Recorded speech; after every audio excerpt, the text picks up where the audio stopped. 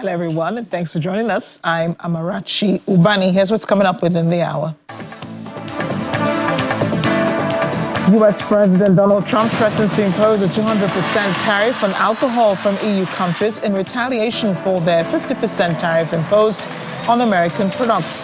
The UK Prime Minister Keir Starmer announces scrapping the administrative body that runs the National Health Service. Plus, former Philippines President Rodrigo Duterte spends his first night in detention in the ICC. The World Today starts now. U.S. President Donald Trump has threatened a 200% tariff on alcohol from EU countries unless a nasty 50% tariff on whiskey is stopped. Trump's words. The threat was made on social media. He was followed by more posts in which he told Americans they ought not to fear. The president then paraphrases a previous holder of his office, Franklin Roosevelt, saying, "The only thing you have to fear is fear itself." 13 minutes later, he posted again, "The U.S. does not have free trade. We have stupid trade. The entire world is ripping us off." Trump's words here. Trump has already set a deadline of April 2nd to impose more reciprocal tariffs on countries around the world. He is yet to announce the rate of tariffs, which he says will be tailored to each country. The move is part of a plan that Trump signed off on in February. He wrote in a memorandum, "The plan shall ensure comprehensive fairness and balance across the international trading system."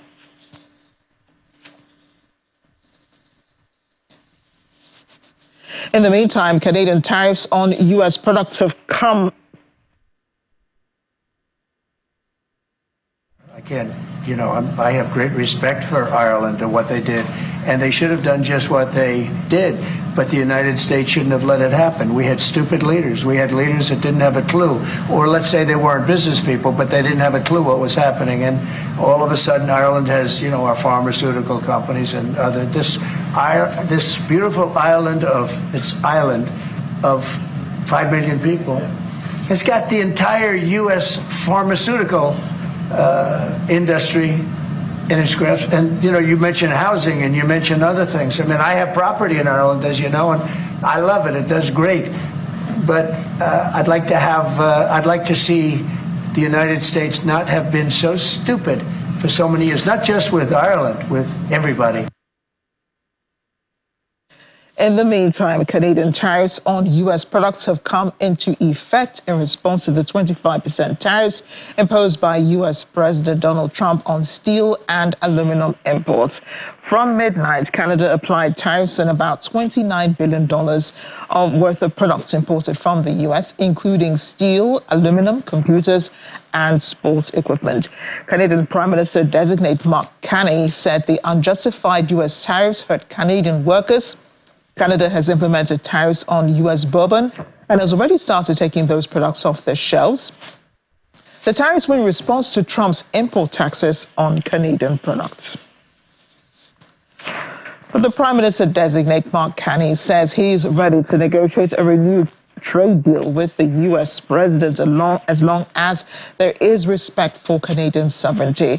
Carney made the comments during a visit to a steel plant in Hamilton, Ontario, as Canada unveiled $29.8 billion Canadian dollars in reciprocal tariffs on U.S. imports. Trump earlier slapped 25% tariffs on all steel and aluminum coming into the country. And since Trump took office in January, the two countries have been involved in an escalating trade war, with the U.S. president repeatedly threatening to annex its neighbor. Canada, which is the biggest foreign supplier of steel and aluminum to the U.S., is heavily exposed to the tariffs. Trump has justified the tariffs, claiming they were necessary for U.S. national security and to boost demand for domestic producers, which he argues has been depressed by foreign competition. Although businesses will soon begin to feel the pinch of Trump's trade tariffs against Europe, UK Prime Minister Keir Starmer says Britain will keep all options open on the table, but is negotiating an economic deal which covers and will include tariffs if they succeed. The stance contrasts with the European Union, which said it would impose countermeasures from April 1st in response to the U.S. tariffs of 25% on steel and aluminum imports for the biggest economies trading partners. Earlier, Business and Trade Secretary Jonathan Reynolds said the UK was focused on a pragmatic approach and rapidly negotiating a wider economic agreement with the US to eliminate additional tariffs and to benefit UK businesses and the economy. Starmer met with US President Donald Trump in Washington last month to discuss the matter. Trump signaled the potential for a great post-Brexit trade accord, one that Britain has been seeking since its departure from the EU at the start of the decade. Can I congratulate the Prime Minister on helping to secure the restoration of US military and intelligence support for Ukraine? But can I press him on progress to persuade President Trump against damaging metal tariffs already hitting British industry? The Prime Minister knows that we on these benches believe he must be more robust with President Trump, like the Europeans and like the Canadians. So will the Prime Minister fly out to Canada as soon as possible to show their new Prime Minister and the Canadian people that Britain stands with its Commonwealth allies against Trump's threats and against Trump's tariffs? On the question of tariffs, obviously, like everybody else, I'm disappointed to see global tariffs in relation to steel and aluminium. But we will take a pragmatic approach. We are, as he knows, negotiating an economic deal which covers and will include tariffs if we succeed. But we will keep all options on the table. I want to bring in now Executive Director of African Incentive Partnerships, Tunde Arogumate. He joins us from Brampton, Canada. Thanks for joining us on the program today, Tunde. Yeah, good afternoon, Abarachi. Thanks for inviting me. Now, the new Trump tariffs are headed where you are, Canada, and I know that leaders have tried to boost morale in the past few days by, riling support for Canada and then saying they will be standing up to the United States. But what are you gleaning from Canada's response to Trump's tariffs? Interestingly enough, the tariffs, this imposition, this unnecessary and unwarranted imposition of tariffs by Mr. Trump, for the reasons best known to him, has actually galvanized the entire populace. I was at the Liberal Party convention, Liberal Party of Canada convention on Sunday, and from what you must have gleaned, the support for McCartney was so high that he scored, out of 4 candidates, he scored roughly 86% of the votes, the delegates' votes. And it has galvanized the Canadians to the extent that Canadians are normally peace-loving and humble, friendly people. But I think from Carney's disposition, you must see that they have now galvanized behind him to give him the mandate to go. And you can see also, you must also know that Carney is a very seasoned technocrat, headed Bank of Canada and Bank of England at two in various times of economic adversity and came out top. So he has taken on this mandate, the challenge, and he's ready to go all out for it. Canadians are all behind him, and Canadians are ready to go for broke on this. But why do you think the U.S. president is so focused on tariffs at this time? Because it's not just Canada that's affected. Canada is targeted, Mexico, China, the EU now, and then we're hearing that the Trump administration plans to impose tariffs on more countries next month. Well, first and foremost, let's get this clear. For us to understand the situation, we must, separate the personality of Donald J. Trump from the very exalted position of the presidency of the United States of America. Unfortunately, Donald Trump, sorry to say, because this is a fact, who is a convicted felon, who has been more or less the major thing you could have seen him do most of the time, is what could be termed as being, and I'm saying his whole sense of responsibility, a con man, and his university, for instance, so many things. So he is incapable of actually running the position he's in. And so because he's incapable of this, he looks for the nearest weapon and personalizes things. All Trump is after here has nothing to do with American strategic interest, but his personal interest in trying to call as much possible funds possible from outside the system into the treasury so that he and his friend Musk can, and you can see what Musk is doing on the other end, messing up all the institutions so that there's no accountability, so much chaos all over the place. This is just another element of the chaos that Trump is. So what he's throwing the tariffs out for is just to create chaos. And also on the other end, the only thing I can see that can be of benefit is probably the income to the federal government, which I'm sure he is trying to use to balance his budget in such a rather crude way, I must say. But at the end of the day, if all the leaders stand up to him and face him, because he's nothing but a bully, I can assure you that he's going to, and he's already backing down. He's always postponing. And the thing I like about McCartney, he said, no, I'm going to go on this. Once we impose our tariffs, until America shows us respect, we are not going to back down. And I think everybody should do that, especially talking about Keir Starmer, who I think wants to take a pacifist approach, which is not going to work. You can see Zelensky. A lot of people do not understand what Zelensky stood up for his country. In the eyes of the world, every country is equal. So you cannot use your position as the head of the most exalted nation in the world in terms of social responsibility to oppress others. It is very against the grain of American values. So the thing to do is let everybody. And another thing about Trump is he likes attention. So to advise world leaders, I'll tell them, cut him off the air for about a month, because all he does, he wants to be in the news 24/7. When Biden was there, how many times did we have all this nonsense? So let us take this for what it is. This is just the misbehavior of a very disoriented leader who needs to be brought to book or halted in his tracks. And the only way to do that is to confront him with counter-tariffs. And once the Americans realize what he's doing to them, they will toss him out of the White House. That is my opinion. Thank you. Right, and the UK Prime Minister, despite Canada retaliating with these tariffs, Mexico also did, China already has. The UK Prime Minister has ruled out any retaliatory tariffs on the United States. It says, the UK would, of course, measure its response, but will not be responding immediately. Do you think that this could backfire on the UK in the short term?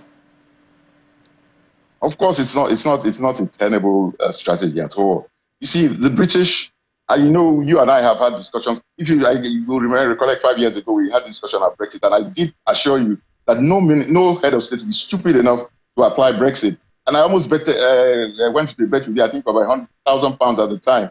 Thank God I didn't do that, because I'll be owing you £1,000 today.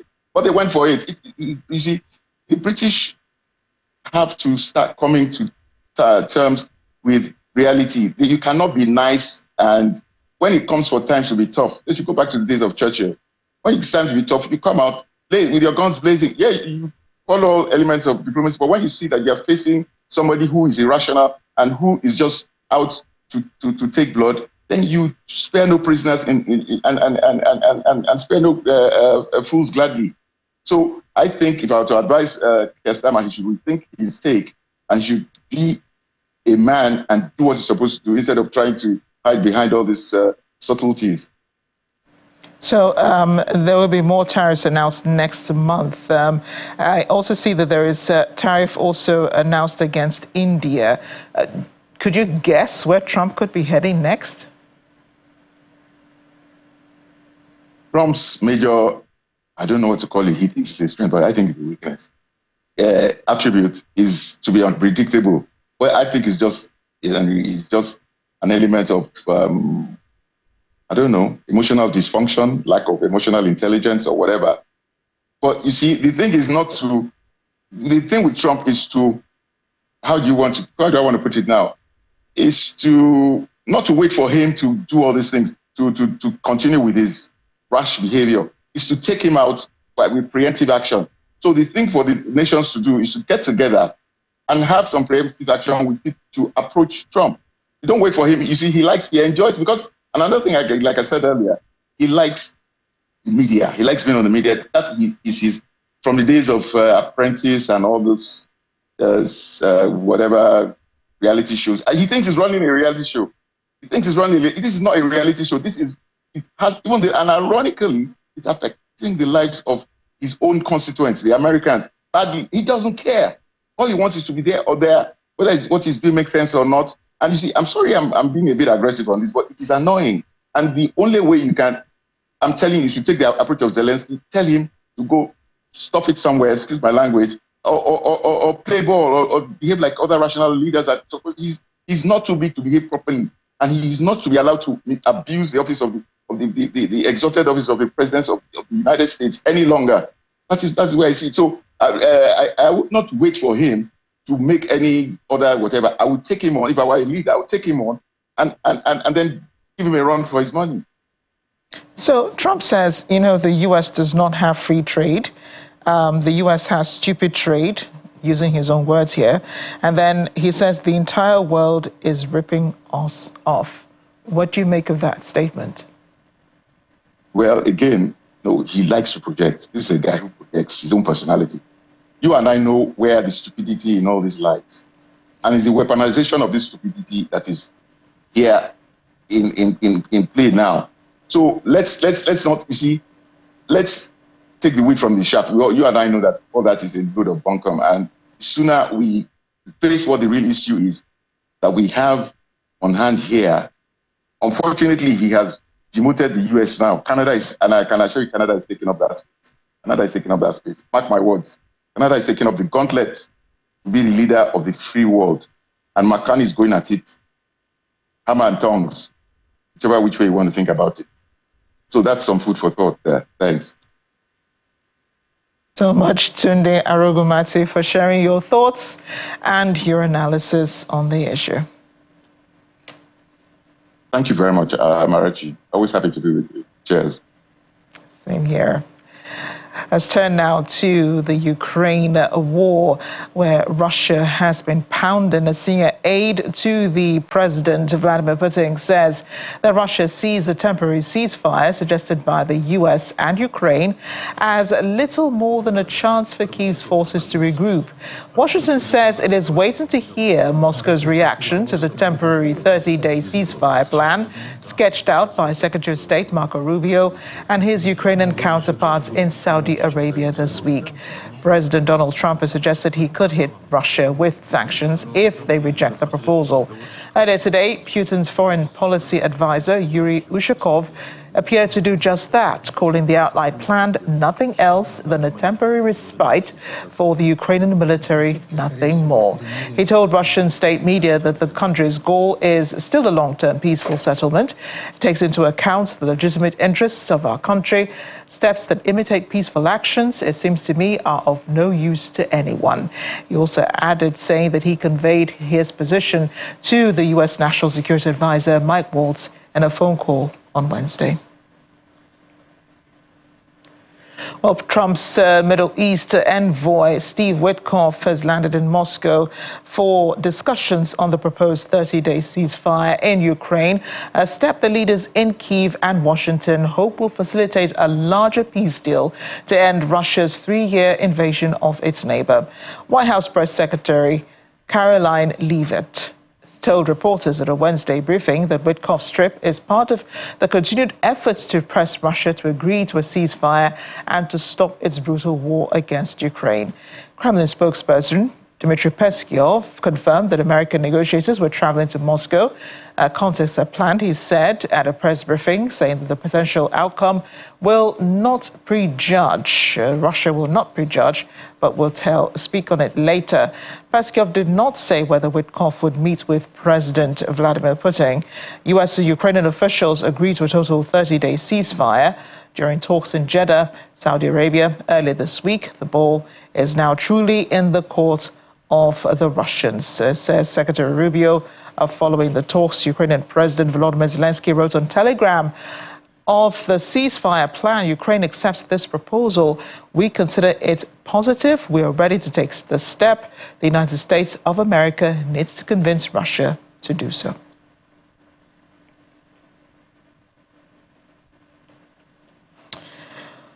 Well, the diplomatic efforts coincide with a Russian claim that its troops have driven the Ukrainian army out of a key town in Russia's Kursk border region, where Moscow has been trying for several months to dislodge Ukrainian troops from their foothold. A U.S. official confirmed the arrival of Trump's envoy, Steve Witkoff, in Moscow today. The official spoke of the condition of anonymity because they were not authorized to comment on the matter.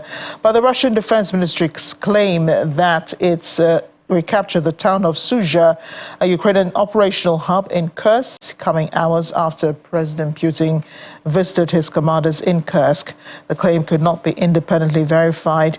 Ukrainian officials have made no comment on it. Foreign Affairs Minister for Canada, Melanie Joy, says she's focused on working with Canada's peers to address goal challenges as she welcomes counterparts from the U.S., Europe and Japan to Quebec. She was addressing the Group of 7 foreign ministers meeting. While she said in her opening remarks to the ministers that American tariffs will be the focus of her closed-door talks, Jolie did not directly mention American economic coercion or U.S. President Donald Trump's calls for Canada's annexation.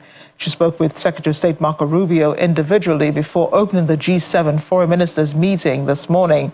Jolie and Rubio are meeting with ministers representing France, the UK, Germany, Italy, Japan, and the European Union in the Charlevoix region northeast of Quebec City. They're starting the gathering with a discussion of the 50-year-old G7 function and of major geopolitical hotspots ranging from Ukraine to the Indo-Pacific. UK Prime Minister Sir Keir Starmer says NHS England, the administrative body that runs the National Health Service, will be abolished in a bid to slash red tape. The Prime Minister said he was axing the arm's-length body to bring management to the NHS back into democratic control. The move will see the organisation set up in 2013 by former Tory Health Secretary Andrew Lansley to give the NHS greater independence and autonomy, brought back under the control of the Department of Health and Social Care. Sir Keir said the results would end the duplication from 2 organizations doing the same job, freeing up staff to focus on patients and putting more resources on the front line. Delivering a speech in East Yorkshire, the Prime Minister said, "I can't, in all honesty, explain to the British people why they should spend their money on 2 layers of bureaucracy. That money could and should be spent on nurses, doctors, operations and GP appointments." 2 days ago, I've always been clear that we could. Meanwhile, the Iraqi government, in coordination with the Syrian Democratic Forces, has repatriated dozens of Iraqi families from the notorious Al-Hol camp in Syria. On Wednesday, a total of 161 families, consisting of 607 individuals, left the camp after undergoing security and administrative procedures. According to the camp administration, the transfer was conducted with logistical and security oversight. The families were transported via buses provided by the Iraqi government under the protection of U.S. forces until reaching the Iraqi border. From there, they were handed over to Iraqi authorities and relocated to Jeddah camp in Nineveh Governorate, where they will undergo further screening and reintegration process. Al-Hol camp, situated in the south of Hasaka province in Syria, has long been a focal point of international security concerns. The camp, controlled and administered by the SDF, houses thousands of families of ISIS fighters, many of whom were detained following the territorial defeat of ISIS in Syria. But Iran's supreme leader, Ayatollah Ali Khamenei, has rejected holding negotiations with the United States over a nuclear deal, as a letter was delivered from U.S. President Donald Trump calling for such talks. Last week, Trump said he'd sent the letter to Khamenei proposing nuclear talks, but also warned that there are 2 ways Iran could be handled: militarily or you make a deal. A letter was handed over to Iranian Foreign Minister Abbas Araghchi on Wednesday by Anwar Gagash, diplomatic advisor to the President of the United Arab Emirates. While Araghchi and Gagash were meeting, Khamenei told a group of university students that Trump's offer for talks was a deception. Khamenei was quoted as saying by state media, When we know they won't honor it, what's the point of negotiating? Therefore, the invitation to negotiate is a deception of public opinion. He also said that they had not yet seen the letter. Many people in and around the Italian city of Naples have spent the night on the streets and in their cars after an earthquake shook buildings and brought rubble crashing down. Italian seismologists said the 4.4 magnitude tremor struck at 1:25 p.m. local time, and that's a.m., early this morning at a shallow depth of 3 kilometers on the coast between Pozzuoli and Bagnoli. The quake was felt across Naples and power supplies were disrupted in parts of the city. Italy's National Institute of Geophysics and Volcanology said that there was no evidence that an eruption of the nearby Camp Flegrei volcanic crater was imminent. In Bagnoli, close to the quake's epicenter, a woman was pulled from the rubble of a partially collapsed house with light injuries. Naples sits on the Campi Flegrei, a volcanic basin that makes the area in southern Italy prone to quakes. And the federal government of Nigeria says it's making efforts to create enabling environment for hydrocarbon investments to bridge energy poverty, adding that the continent is not a net contributor to global emissions. This was during a session at the 2025 Sarah Week by S&P Global, currently holding in Houston, Texas. A session with the theme Policy and People, Pathways for a Just Transition, features speakers including the Chief Executive Officer of Tinker Energy Association, Scott Tinker, and the Director General, Center for Science and Environment, Sunita Naren. Nigeria and other African and middle-income countries are seeking a just energy transition amidst an intense push for net zero emissions. The narrative is getting more knocks, interrogations, and essentially developing economies and experts are debating the climate change, energy transition, adaptability, and more. Here in the energy capital of the world, Houston, Texas, thought leaders are making representation at the Sarah Week. Nigeria is here at one of the over 500 energy sessions to present its perspective on policy and people, pathways to a just transition. The climate change semblance of a hypodermic needle solution to global energy needs appears to be weakening. For instance, could decarbonization policies inadvertently hinder progress in energy-poor developing countries? A major part of the electricity generation. And we have major challenges. We have the challenge of land availability. Solar requires grid-based large-scale solar requires large amount of land. India looks like a vast country, but it is the most inhabited country in the world. Biggest question that comes is, so I give up my land and I get this solar energy project there, and it's going to fit into the grid, but I'm still living in darkness. So that then becomes again part of the question about how do you make sure that that energy system, it's not about whether it's renewable or thermal, it's about the energy system. How does it deliver so that it can get energy into the hands of people? And when I say there is poverty, there is real poverty when it comes to buying energy, particularly when it comes to buying energy that women in the house need to cook their food. And that's a big issue that we need to address. Mitigate and adapt, unlocking financing for a purpose-centered transition to prosperity before transition to clean energy. Nigeria's Oluwun High has a challenge for the global community. A lot of the savings and the improvements that you need to have will come from developed economies, and they will need to not only diversify their energy sources, but also invest heavily on carbon removal technologies and emission reduction technologies as well. That's where a lot of the gains will happen. And that's how you marry both. You make sure that the developing economies and emerging and developing economies can use all the resources that they have to power prosperity, and that prosperity allows them to allows the Africans and all these developing economies to adapt to climate change and afford adaptability solutions. But in the developed world, you need more and more investment to scale in emission reduction technologies. She's not alone. There are more voices interrogating the climate change construct. If I aggregate it, is you want to have 1.5 degree warming and be poor, or 2 degrees of warming and be wealthy. In other words, if we have to put hundreds of trillions of dollars into mitigating, and we keep it at 1.5, what if we put 10 trillion into investing? And it's 2 degrees, not good. I'm not advocating for that, but now tens of trillions of dollars into investing, and they can become wealthy and do the same kind of adaptive things that we are doing. Right. It's not an either or, mitigate and adapt, but I think it is either or to me with extreme poverty and wealth. We can't keep 7 billion people pinned down here. It's just wrong. Portfolios matters. You can't force a single solution or binary solutions on anyone. And more importantly, right there at the table, everyone should be heard. That is the growing consensus here. From Houston, Texas, Olu Phillips, Channels Television News. Our energy correspondent, Olu Phillips, is at the Sarah Week in Houston, Texas. He joins me now. Olu, let's talk about, the impact of the conversations going on in Houston, what sort of impact they could have back home here in Nigeria.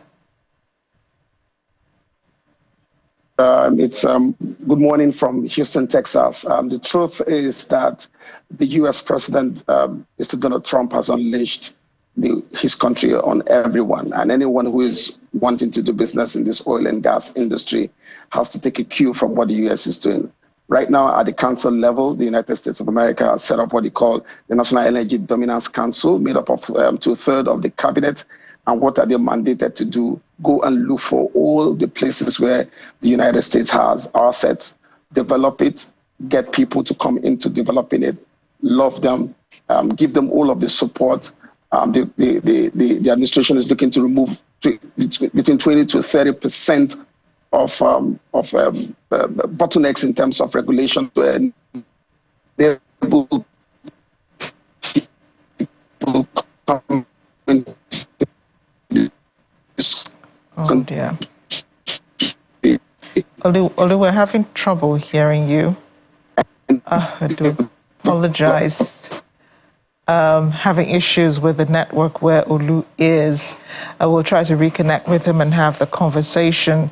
In the meantime, Germany's Foreign Intelligence Service believes there was an 80 to 90% chance that coronavirus accidentally leaked from a Chinese lab. 2 German newspapers say they've uncovered details of an assessment carried out by a spy agency, BND, in 2020, but never published.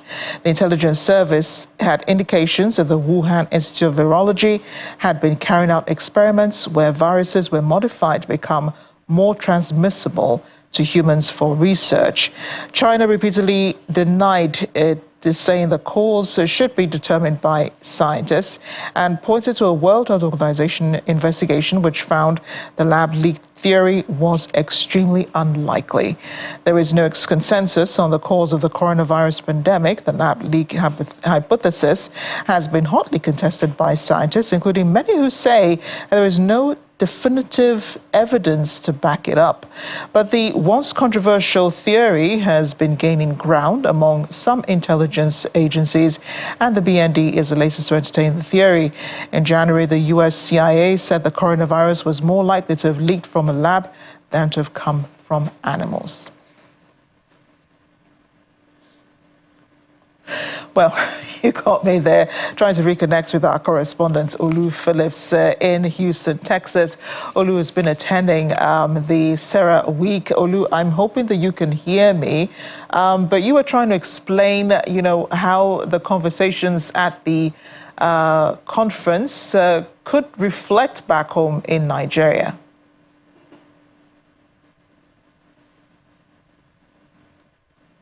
to apologize. We have lost connection with Olu.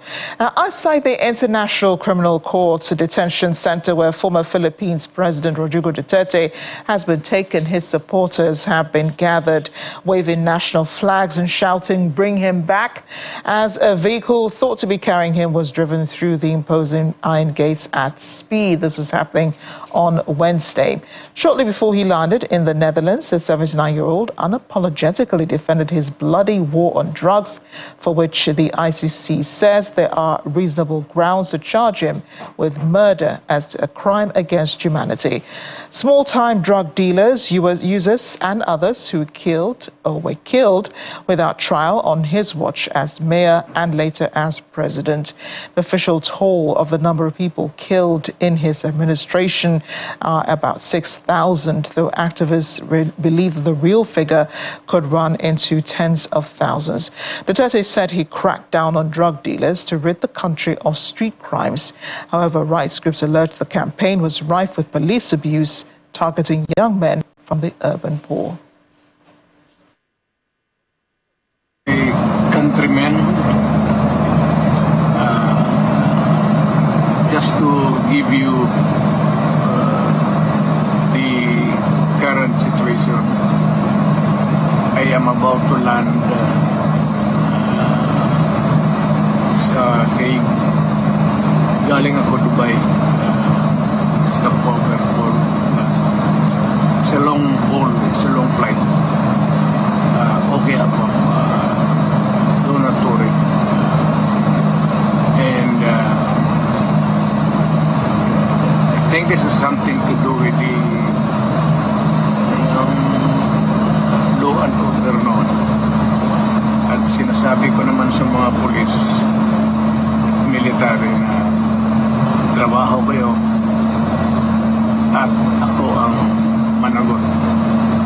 So ito na nga, for all of the whatever happened in the past, ako na yung nag-front sa ating law enforcement pati military.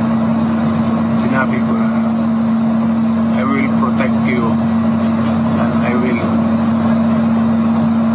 ako ang managot sila. This will be a long legal proceedings, but I say to you, I will continue to serve my country, and so be it. Kung ganun na, this is the legal. That was the former Philippines President Rodrigo Duterte just before he arrived at the International Criminal Court, where he was taken into detention. We have our correspondent in Houston, Olu Phillips, back again. Olu, you've been a tough one to get a hold of. The connection just playing games in us today. You were talking about the impact this Sarah conference could have on Nigeria. Any country that wants to do business wants to use its balance sheet, which is a direct reflection of what its resources is. This is the time to begin to make those massive investments, because the United States of America, led by Mr. Donald Trump, has declared not just baby drill or drill baby drill. There's an extension to that, which is mine baby mine. The United States are unleashing all of its assets. 500 million acres of assets on surface, 700 million acres of subsurface, 2.5 billion acres of underwater resources, and is asking everyone. He's actually saying, if you're ready to invest in the United States of America in terms of oil and gas development, we love you.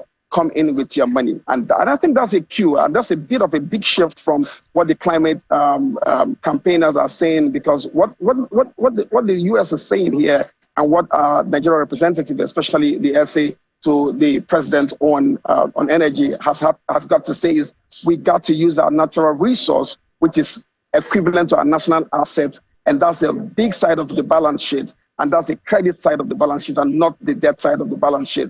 And because you have to actually create wealth for your people to be able to purchase any kind of alternative power that you're talking about. So now the conversation has moved to just moved away from just having to get the climate down to 1.5 degrees in terms of warming, to the point where poverty and energy poverty and economic development has become a critical part of that discourse. And that's what's going on here at the over 500 sessions that are being administered here at the Sarah Week, which is the biggest energy conference in the world. And how that affects Nigeria. Earlier, we saw the executive vice president for upstream development in the NNPC, Nigeria's energy company, having conversation with the United States Secretary of Energy. And the U.S. is looking also to partner very big with Nigeria. Don't you also forget that Donald Trump has lifted or has reversed some of the executive orders on Alaska in terms of development. And has, just here at this conference, the Secretary of Energy has signed off over 4 LNG deals in terms of export. What does that say to Nigeria? This is also the time for you to look at all of your assets anywhere you can find them, all of your basins anywhere you can find them, all of your natural resources anywhere you can find them. Drill, baby, drill. That is the big message. Nigeria has gas as its energy of choice, and in terms of energy transition vehicle, this is the time to unleash all of those investments, unleash all of those development, and make sure that we make the best of our resource and turn them into national assets. By the way, the United States is also saying it is going to develop massively its energy capacity in terms of electricity generation and distribution. So why is Nigeria not doing the same thing? So, I mean, take the cue. Namibia was on the panel yesterday, and they're trying to also use their gas resource to develop that province. And guess what? Namibia is looking to support South Africa with its energy needs, because they got abundance of gas resources, which they are here to discuss and find financing partners and investment partners to help develop. So, I mean, the world is shifting, the investment language is changing. By no means is anyone saying that the climate realities are not true, but there is a back end to that. And that's what everybody here is sincerely trying to discuss here at the Sarah Week in Houston. Amara. So it does appear a lot of conversations taking place, and I'm hearing all of these partnerships between Namibia and South Africa, and the U.S. president saying that America is open to investment. But I'm sure that the ghost of those Trump tariffs are hanging over these conferences. What are you hearing in the hallways, of the conference, of the meeting rooms? At the meeting rooms, incidentally or preciously, what we have heard from all of the meeting rooms that are around here is people bringing on technology to respond to the new direction as far as global shift and global energy resource and global energy as a resource for development is concerned. We've seen a lot of technology. By the way, the AI conversation is very heavy here, but there is a slant to that. Why do we have the war between, for instance, the US and China over AI and who controls all of that? The solution is simple. Money goes to where money is shy, it goes to where it's accepted. The AI conversation, the AI conundrum is an issue of electricity, and that's large and that's big coming out from this conference. So countries are beginning to look at lower and cheaper energy resources in terms of electricity, and making sure that all of these technology companies that need to develop their chips are coming to or going to countries where electricity is cheap, is affordable, and is accessible. That's the big conversation coming up from here. And mind you, also the issue around mining is also on the table. Mining is being propagated to resume very heavily. And if you know what that means, it means that every country is looking inward and saying to themselves, everything we got to use it, and we got to manifest it in a very big way until this conversation shifts again, perhaps in the next 365 days. Yeah, Olu, and just before you go, I wanted you to talk about, how participants in the conference are responding to Trump's latest tariffs on Canada, on China, on Mexico, even India, in the European Union, and then the announcement that there could be more tariffs next month. Are there fears that those tariffs could extend to energy and oil products? Amara, the truth is that when it comes to some of these things, energy, oil and gas, take away politics completely. We have Alberta here. We have people from all walks of life. We have people from Saudi Arabia, Saudi Aramco. We have people from Canada. We have a whole lot of contingent from all of these places. They are basically talking business, because the truth is Trump has just also sanctioned that more pipelines to be built. These are going to be built by human beings, and money has no color, knows no name. Anyone who's got the capacity to do some of these things, come on the table and come and sign. That's what the Interior Minister is saying. The Interior Secretary is saying. That's what the Energy Secretary is saying. That's what all of the contingent that Trump, for instance, has unleashed on this conference is saying. The truth is this: there's no one leg to accounting. There's always a two-way to accounting. There's the debt and there's the asset. Simply, overall, what we understand from this conference that Trump is saying is that we want to shore up our balance sheet by way of our assets. Every other country is doing that, but at the end of the day, it's going to be a balancing act of what do you have for me, what do I have for you, and not a shift or a slant, a significant slant of where an economy or a country is controlling largely an economy and all of that. By the way, when, for instance, the last administration in the United States put up 68 executive orders to stop all kind of development in Alaska, what did that do to the United States and what did that do to the global economy? What that did is that, like the secretary noted, you don't stop the demand for energy resources by discussing climate change, by discussing tariffs. Right. It will always be there. So what do? Build on your supply and make sure that you outwit any other person in the supply market. Once there's that supply, remember your economics, demand and supply. When supply outwits demand, then prices automatically will go down. So this is just clearly business mechanics and business techniques. Trump is speaking, trying to create political direction, as it were. But I can tell you, Nigeria is already benefiting from it because we've signed a lot of deals here. I've seen in the room where the NPC is meeting, a lot of these have been signed, a lot of investment coming into Nigeria because of a single pronouncement. Should we really bother ourselves about it? Just we can talk about it, but let's be patriotic for Nigeria. Right. This is looking good. Well, Olu, thank you again for speaking to us. So you sound like you have a lot of meetings to get to and a lot, of course, to put together in your report. We appreciate the time, though. We know it's pretty early there in Houston. Thank you for making time to be with us on The World Today. Take care of yourself, Amara. As we close the program, Hadija in Jigawa State has emerged as the center of Nigeria's thriving frog trade, with increasing demand for meat both domestically and internationally. That's your frog. This trade supports livelihoods and generates significant revenue for the local economy. It's become a common sight seeing vendors fishing for frogs in rivers and the markets in Jigawa filled with sun-dried and skewered frogs ready for sale. According to local reports, the frog trade has significantly transformed the lives of many in Jigawa State, offering substantial income and opportunities. Demand for frog meat extends beyond Nigeria, reaching international markets like China, the US, and Europe. However, in Jigawa, where the population is predominantly Muslim, frog meat is not consumed due to religious beliefs. Despite its profitability, the trade faces challenges including seasonal availability, rising costs, and poor infrastructure which hinder growth. Environmental experts warn against overexploitation, which could disrupt ecosystems. Nutritionists note the benefits of frog meat. It's rich in amino acids, but they caution against consuming toxic species.